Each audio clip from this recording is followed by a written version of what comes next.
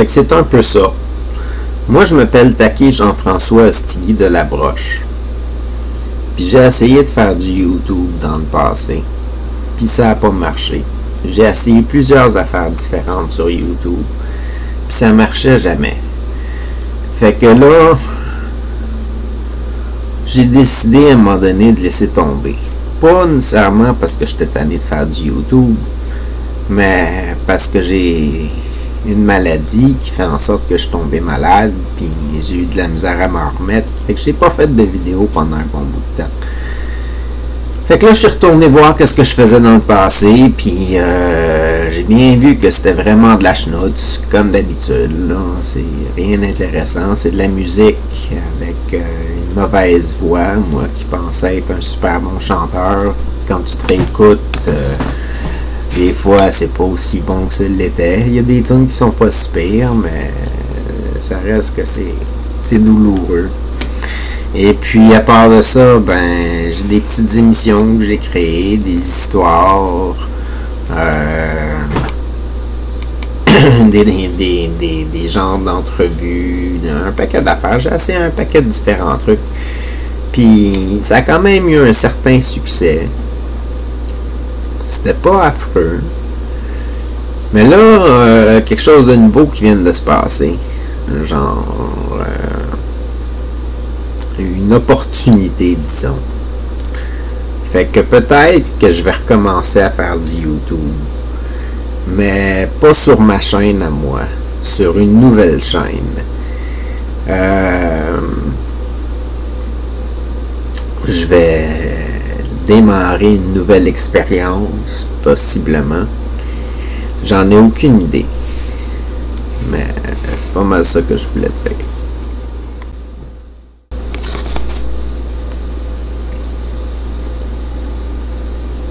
YouTube, ça me donne quelque chose à faire. Ça me donne quelque chose à faire que je suis capable de faire. C'est pas parfait, là, mais faire du vidéo, faire du montage, faire des émissions.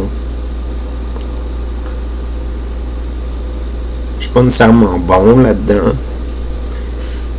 Mais je pense que je suis capable d'être légèrement distrayant une fois de temps en temps.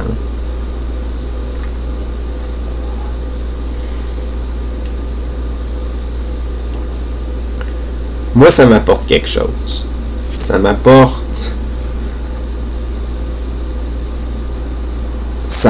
quelque chose dans le cerveau. Ça me donne des idées, puis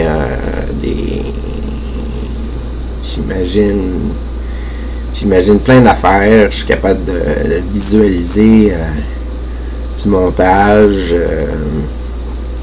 des idées pour des épisodes, des concepts.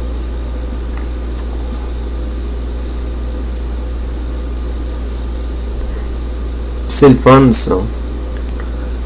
Parce que durant les dernières années, j'ai juste écouté du Netflix puis du YouTube.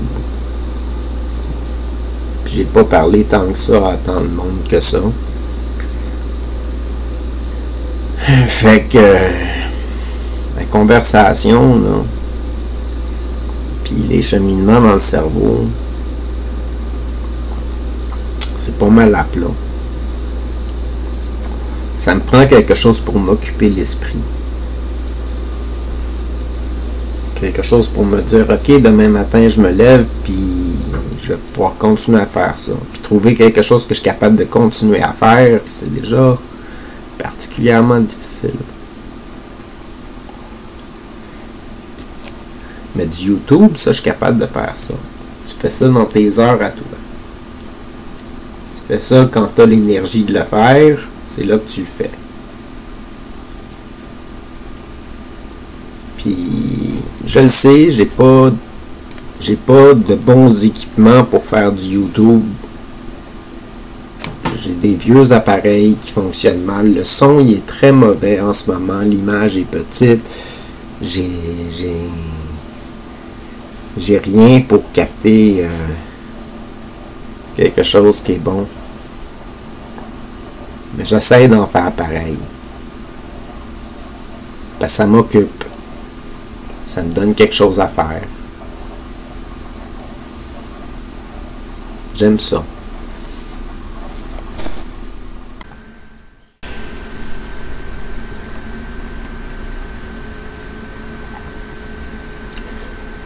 Qu'est-ce que ça m'a apporté YouTube? YouTube, ça m'a apporté des bons souvenirs. Des moyens d'accéder à des souvenirs, en tout cas. Je trouve ça mieux que des photographies que j'ai dû passer de moi, où est-ce que je vois juste la photo, puis c'est juste de même. Là, je suis capable de me remettre dans l'impression de qu'est-ce que j'ai vécu à ce moment-là, quand j'ai fait la vidéo. Des fois, ça peut être le titre du vidéo qui va me rappeler quelque chose, mais souvent, ça va être le vidéo lui-même quand je vais l'écouter. Là, je vais me rappeler à peu près qu'est-ce qui se passait durant ce temps-là, ou à quoi je pensais quand j'ai écrit la toune, ou à quoi je pensais quand j'ai écrit le sketch, ou des choses comme ça. Ça m'aide à me retrouver moi-même. Ça m'a apporté ça.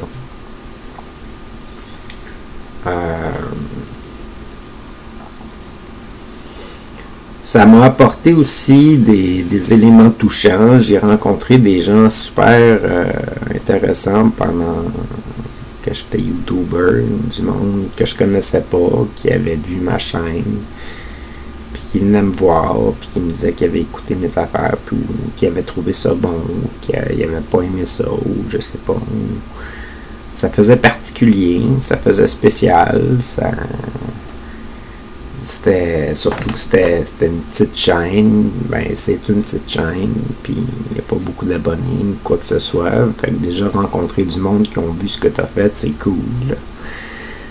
Mais je me rappelle d'avoir été bien gêné au début, là, quand je rencontrais du monde. Encore là, je suis encore un peu perdu. Je sais que j'ai même eu 2 appels de gens que je connais pas depuis que j'ai arrêté d'en faire, et puis qui m'ont demandé pourquoi j'arrêtais d'en faire. Fait que ça, c'était particulier. Ça m'a apporté ça. Avec YouTube, j'avais l'impression d'être entouré, d'être vu, d'être écouté, d'être apprécié pour qui j'étais dans le fond. Fait que ça m'apportait beaucoup de trucs.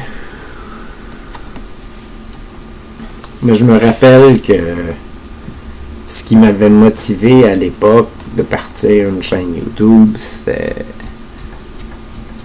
ma maladie. J'ai appris à aimer faire du YouTube. J'ai pas comme débuté du jour au lendemain, puis j'aime ça.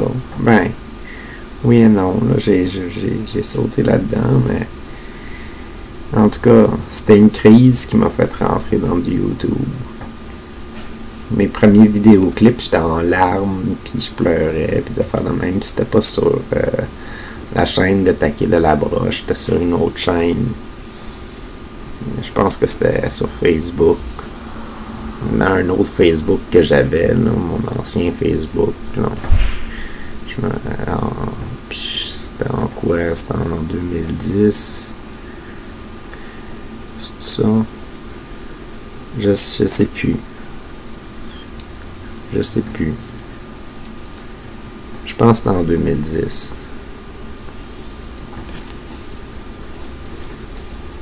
Puis, quoi d'autre que ça m'a apporté?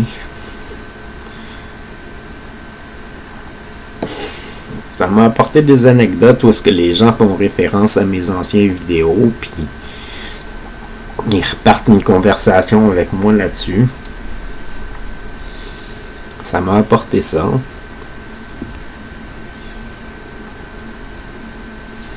Puis les gens, quand ils m'en reparlent, souvent, ils en reparlent avec un sourire. Fait que c'est un bon bon souvenir. C'est quelque chose de cool.